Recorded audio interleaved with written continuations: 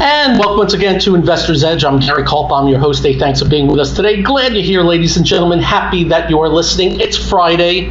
What is it, the 21st, I think? I hope so. 2026. Hope you're having a good day. I'm kind of, sort of having a good day because I'm breathing.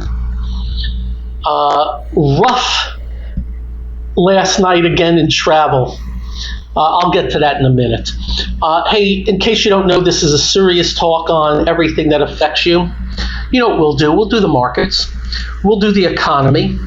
We'll do jobs, your job, your industry, employment, scams, shams, corruption, and I hope you don't mind. As you know, we pride ourselves here on one thing for starters, and that is we don't suffer any fools, any BS, any lies out of DC, corruption. We have hit them both sides very hard. We have complimented when we needed to compliment.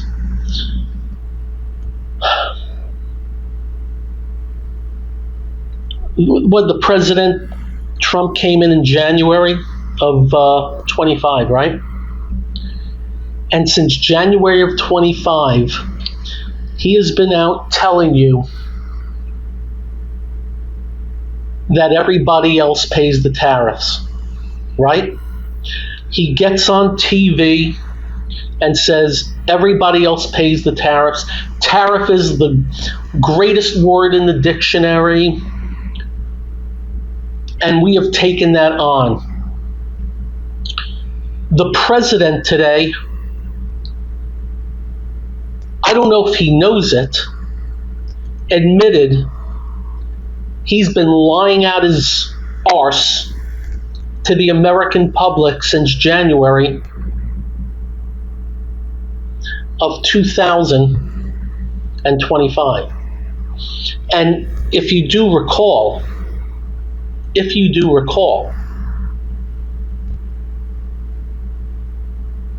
Liberation Day last April of 25, markets were crashing, commerce was stalling. The market dropped 10% that Thursday and Friday because of gargantuan tariffs, 150 up to 150%, up to 150%.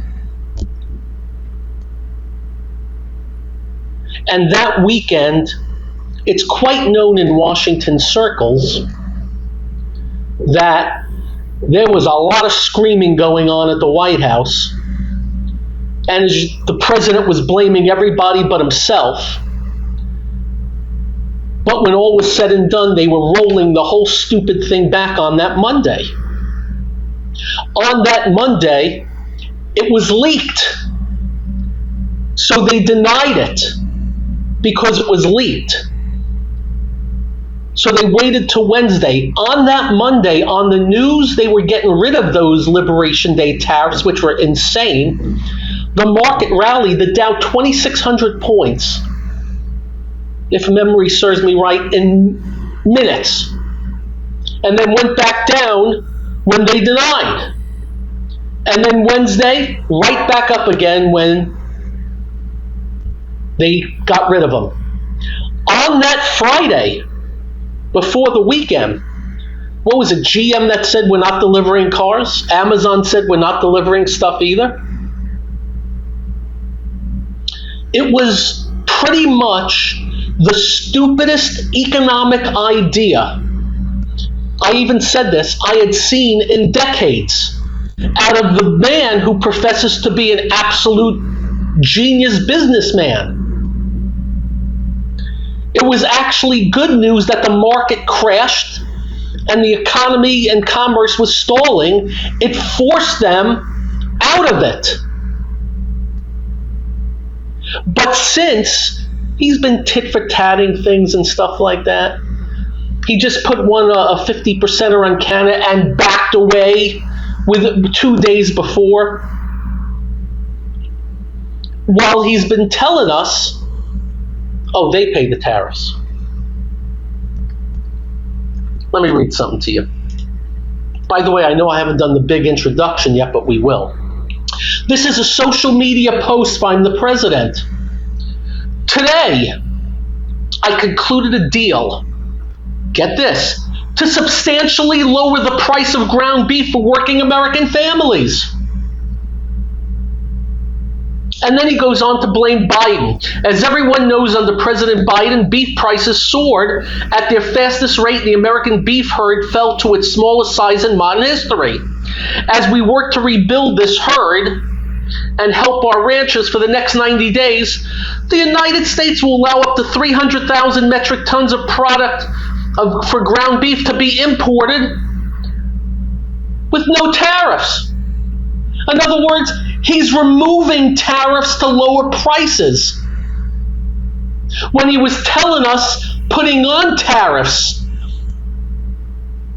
has somebody pays for somebody else paid. He goes on to say we have a commitment that this beef will be sold at 25% below current market prices. What? This deal will reduce prices for Americans while giving space for our great American beef herd to grow again. Thank you for your attention to this matter. First off, he's now admitting that because of his tariffs, prices for beef went up. When he's been telling us it's the exact opposite. And then he goes on to say it's going to be sold at 25% below current market prices. So who's ever selling is going to lose their ass. And guess what happened also? Our ranchers came out against this because you're lowering the cost of beef coming in from elsewhere, competing with us. So the opposite of America first. The same as the steel he just did. So he's all over the map. And again, we're not going to use pejoratives, but my goodness gracious, I don't think he knows what he's doing. And I worry going forward that he's just going to be doing too much, and look out. This week, gold has soared. Crypto has now come out of its slumber. What does that tell you? I guess we'll find out in time. Anyway, bluntly, the president has lied to you, the American public, since January of 2025. He's lied to you all the way around on tariffs. He's now, in one little social media post, said to you, lowering tariffs will lower costs here. I can't tell you how much that pisses me off. He's got another 2 years and stuff to who knows what he's going to say or do next. And again, as I stated, the ranchers are now pissed off. They actually came out with a statement how now he is working against the American rancher. Working against them. Amazing. Amazing. You know what we say about tariffs? Get rid of them. All it is a tax on us and our business. That's it. Now I keep hearing, well, what about reciprocal? I get that. I get that. I'm actually pretty decently good with that because it squares things. Other than that, enough.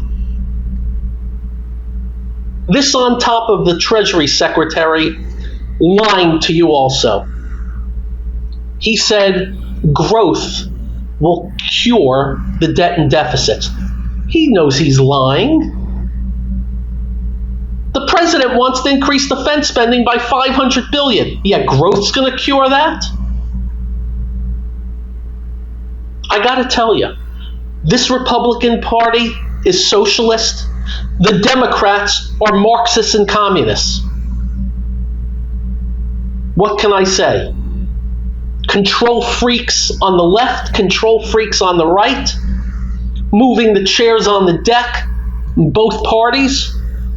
And now the president wants to price control beef so you lose money. You know what I've been complaining about? The supermarkets in New York City, they want to do 30% below. This is what the president's saying. Up next, we'll introduce ourselves and the markets. This is the one and only Investor's Edge. And welcome once again to Investor's Edge. As I stated, serious talk on everything that affects you, the markets, the economy, your job, your industry, the Morlocks in D.C. We mix Washington, markets, and the economy. We never used to do Washington, but 40 trillion of debt, 2.2 trillion in deficits this year, 1 point whatever trillion to interest, and just overall control freakism. We have to include them, unfortunately. Think about this. Just today, the president wants price controls on beef. He's Mondami from New York City who wants price controls on supermarkets. By the way, you know, we get emails back from people that love the guy, hate the guy, love the guy, hate the guy.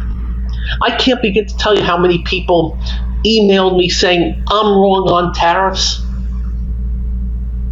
Every one of those emails should email me now saying, yeah, you were right. And we take no joy in this. But we got a socialist in the White House. There's a socialist there. Whoa, but he lowered taxes. Yeah, and raised taxes. And buying into industry. And corrupt and self-dealing is... Remember, we were ripping on Hunter Biden and the Biden family for $25 million. This Trump family's made $4 billion. And let me just tell you something, not the right way. And that's why they're going to lose in November big time. The Marxist Party is going to be running ads like you wouldn't believe. No, you would believe, actually. And if you don't get this radio show in your city, we'll post it at GaryK.com. We'll also post it on our X feed. If you don't follow us, then actually should. If you'd like to email us, just be nice and respectful. You can disagree, and we can disagree with you, but be respectful. No need to get crazy. Just remember, we're here for you. They're not. I keep hearing they're working for you. No, they're not. President's family made $4 billion, all the insider trading from these politicians. What do you do? They trying a kid. And then this. And by the way, it's only for 90 days. What happens day 91? Muy estupido. Economically illiterate.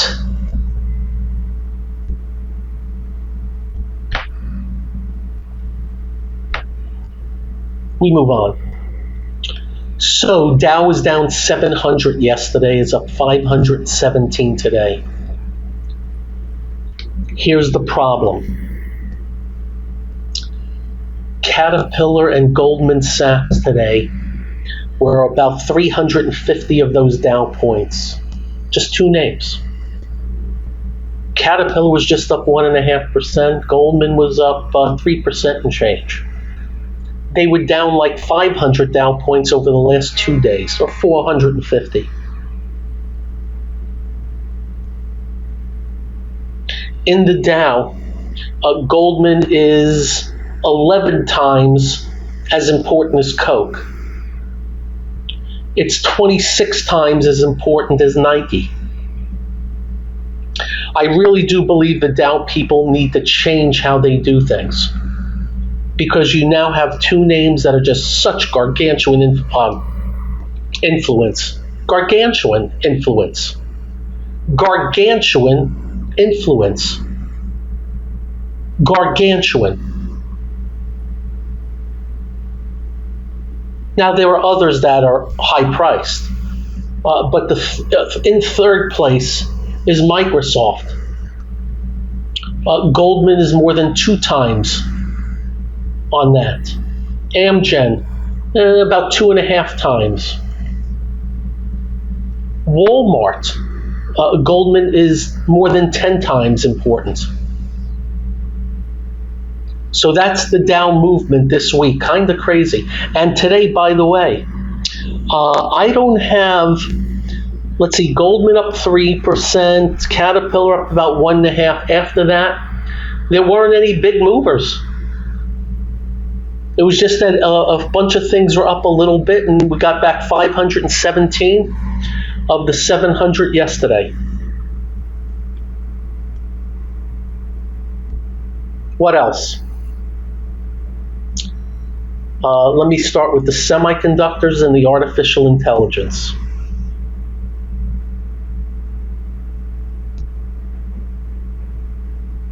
They're still a problem. They're pretty much avoids. They were mostly red today, and weak, and not very good chart patterns. I don't know if they get a lot worse from here. I do know on a relative basis they are losing relative strength big time. Big time. There are voids. Any way you cut it. And I know what you're hearing from the bulls. Pay attention to us. We'll let you know if things change. But you can just tell. When I do my scans, they tend to not lie too much. And it's pretty much every name. And some are stronger than others. Some are stronger than others.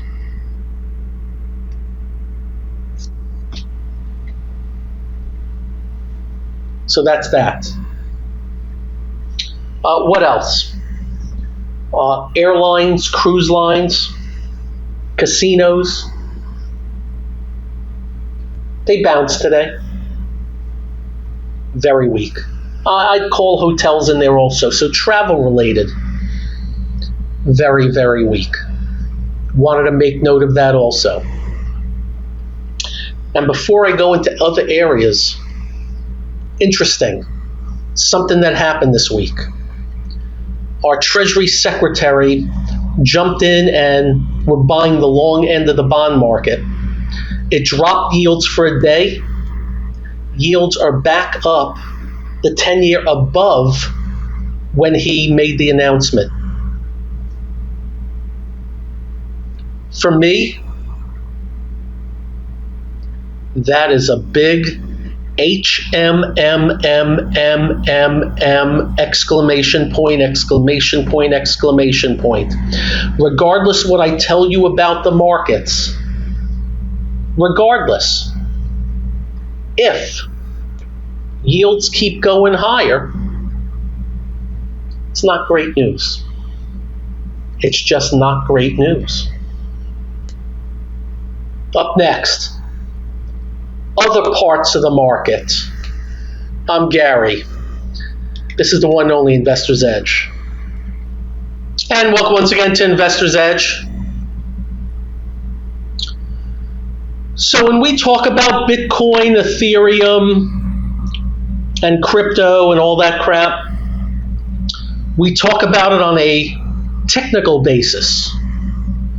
There are no fundamentals. Do not believe the BS artists. There are no fundamentals whatsoever. They're just whatever they are. So all we do is talk about them based on what we think they're in a bull or bear market. And up until Wednesday, we had been bearish on them for obvious reasons. On Wednesday, we told you we thought a bottom was put in. What did we see? Well, for 10 weeks, it held the lows and did a little back and fill and back and fill and back and fill and back and fill, just up and down. And on Wednesday, had a very high volume move above the high of the past 10 weeks. So we said to you that is a characteristic of a bottom being put in.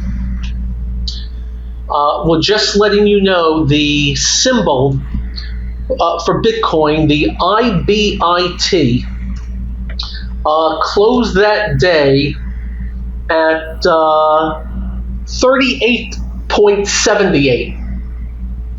It closed today in 2 days, 43.68. It's like 16 or 17%. 16 or 17%. Just letting you know. Ethereum did the same. And the Coinbase, MicroStrategy, Robinhood have also been on the move. A ton of Robinhood trading is crypto. Just letting you know. How far it goes, I don't have a frickin' clue. Why is it moving? I don't have a frickin' clue. Except to say it could be the head of the Treasury poking his hands into the market, which potentially is inflationary or stupid. I don't know. So that's that, and we're not telling you to buy, sell, short, or cover. We told you on Wednesday we thought a bottom had put in. Gold. It was on the date, August 5th. We said to you we thought gold had turned the corner and bottomed. Why? Gapped up, back above the 50-day moving average, volume heavy. You're never sure. It's commodities. It closed that day at, let's call it 390. It closed today at 423. That is in 1, 2, 3, 4, 5, 6, 7, 8, 11 trading days. 390 to 423 is what, 33? It's about 8%. We also mentioned the gold miners that day. Did the same thing. And amazingly, the gold miners have gone from $83.68 to $102.83. That is like 20 some odd percent. Because miners will move better than the metal. What happens from here beats the heck out of me. They are both, the crypto and the gold, now stretched, extended, and overbought. Sentiment in just days have gone coast to coast. The BS artists in crypto who have been sobbing away and in prayer mode all of a sudden are talking 150,000 again, like they know. They don't know. We'll keep you informed. Gold, crypto, lesser extent, silver. Silver's made a move also. And we have to mention the copper slash made a move today. Something like Freeport-McMoRan, copper and gold, broke out of a long base today on a gap. How about, if I can find it, Southern Copper almost broke out, but broke above about 6 months range and nearing the old high. So commodity-based, better. Even coal had a good day today. And as you know, steel has been getting hit because of the president's lowering the steel tariffs. Duh. They bounced a little bit, but steel stocks kind of crashed over a 3-day period. I would call a good drop. How's that? So, some commodities. But as I'm scanning, oh, by the way, again, the Dow up 517, but a ton of it was just those two names. The Nasdaq 100 up 113.95. By the end of the day, some of the better software, which was weak early, finished better. But I'm letting you know again, the semis artificial intelligence plays in my eyes, are suspect. Are suspect. And I think they're in bear mode of differing levels. You got Micron just under the 50-day, but you got names that are down 50%. There are names in AI down 50%. There are some semis near that. So things have really changed in the market. Really changed. What hasn't changed is that analysts are still telling you to buy the semis and artificial intelligence as they get hit. Because that's how they are. Be careful. We'll let you know if things change. Sticking out again, yields right back up. And I'm just wondering if the government buying up the long bond can't keep yields down for one day, who's doing the selling? And why? Is it the out-of-control debt and deficits? Don't know. Is inflation coming back in a big way? Don't know. All I know is, ew. 10-year at 4.738. 30-year at 5.276.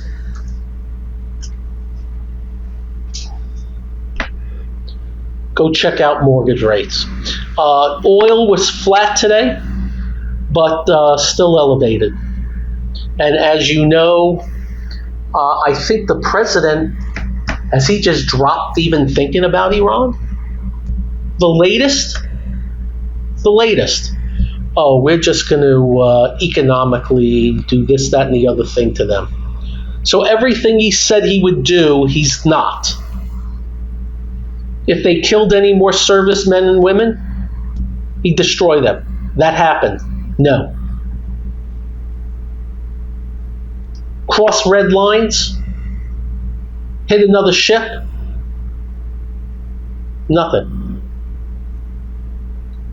I think he's just dropped it. And it's not a matter of who won. Unfortunately, what we said from pretty much the first week, maybe the first month. Boy, they miscalculated everything. And the fact that people still have their jobs on this miscalculation. By the way, this is kind of not on Trump. He's getting advice from others that are supposed to get a decent feel. Complete blunder. Hey, up next, this, that, and the other thing, whatever else. I'm Gary. This is the one and only Investor's Edge. So,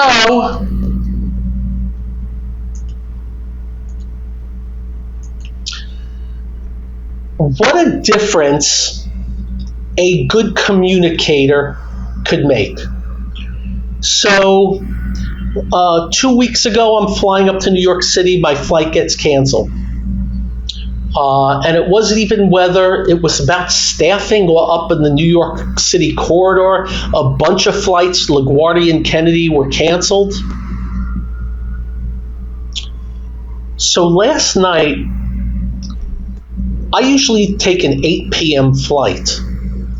And I knew there was some weather, so I said, screw that, I'm going to take a 5 p.m. flight. And everything's kind of on time, but I know there's weather up in New York, so I know probably not, but you still get there on time. I think we left at 10 p.m., 9:30. I got to bed at 1:30. And it's never fun. And what happened was they put us on the plane. There was a stoppage, and then the stoppage went away. And then on the plane, another stoppage.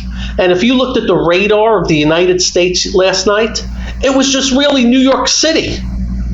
All of New York was getting just pounded away, that part of the East Coast. The rest of the United States was clear. So we get delayed, we get off the plane, and finally, and I'm wondering if I'm even getting out, and then I see that the weather is going to get better, and then I see that a Kennedy flight, I'm flying to LaGuardia, is going out, so I know we're going out. But before we were let off the plane, we had this pilot. I wish I got his name. What a great communicator, explaining things in a way. You know, sometimes it's the way you explain them. Fantastic. And it turns out he had his family on, had his son on, put his son on the mic, who jokingly say, "Come on, Dad, get us there." Anyway, we get back on the plane, and we had to wait a bit again. There was another ground stoppage, so holy crap. But we finally went, and just the way the pilot, by the way, I flew JetBlue last night. The way the pilot communicated and handled it, fantastic. I even went over to him and shook his hand and complimented him, because that really does matter. There were some people, getting a little tense and, like it's the pilot's fault or like it's the steward's fault. Come on. Anyway, just wanted to let you know, I'm stupid. I should have got the guy's name. I should have got his name. Anyway, good job. Got us there safe. Got to bed at 1:30. Woke up to a triple espresso. It's the only way I could have got going today. And JetBlue, much better in the last couple of months. As I told you, JetBlue kind of has drifted, not as good as it used to be. It's been much better in the last couple of months. I fly JetBlue and Delta, mostly Delta, but JetBlue also, up to the Northeast corridor from Florida. Definitely JetBlue better. For a while, it felt like some of the people working there were just tolerating the passengers, and you can't do that. Anyway, that's my story about last night's travel, and man, I'm telling you, traveling up to the Northeast corridor, that is a pain in the arse. That's all I can tell you. What else today? Interest rates. We'll see what happens. As I mentioned, some of the better software names that were really pulling back hard. NET was up 14 today. Snow was up 11. But they had come down pretty darn good. Medicals, definitely a pretty good last week or two. And again, the story of the week for the week in review is the Moderna / Merck discovery, for lack of a better word. There's a lot of cancers that were a big death sentence years ago, not as much anymore. Think about AIDS. It was a death sentence. Not anymore. Multiple myeloma. My uncle got it many years ago, died within a year. People live much longer lives now. We should, without a doubt, that's why I hate when anybody starts ripping on big pharma. Some of the medical breakthroughs from these big pharma companies, those medical breakthroughs save lives and squelch your pain. I don't know. I'm not so sure I'd like to piss on the people that are doing that. But of course there are. And I know there's an issue on the what they charge, and I get it. Hopefully that gets figured out in time, because there are others that are trying to do something about it. Go read up what Mark Cuban's been doing with drug prices. So a lot of moving parts this week. And it's going to be interesting to see in the weeks ahead. Gold and crypto on the move. Right when we're getting government interfering with markets again. Are they yelling? Is gold and crypto yelling at the Treasury Secretary? That's not a dumb question. Now, we're also hearing now September's always a bad month. We'll let September decide that. That's all. Retail better day today, but I've got 6 names in retail that look okay. Target's the strongest retail stock right now. Target. Restaurant stocks. I got a few that are pretty. Cheesecake Factory and Brinker International. Very strong. I have some economically sensitive names that are okay. Most not very good. That's something that has to be paid attention to. And then this Tesla. They announced Robo taxi in a city today, up 17. Old news pushes it up 17. You got me. Hey, you all have a great weekend. Drive carefully when you get home. Do like we do. Make sure you hug your family, hug your children. They will feel better. You'll feel better. I promise. Stay well, be well. Always thanks for joining us. Peace out, everybody. Good night.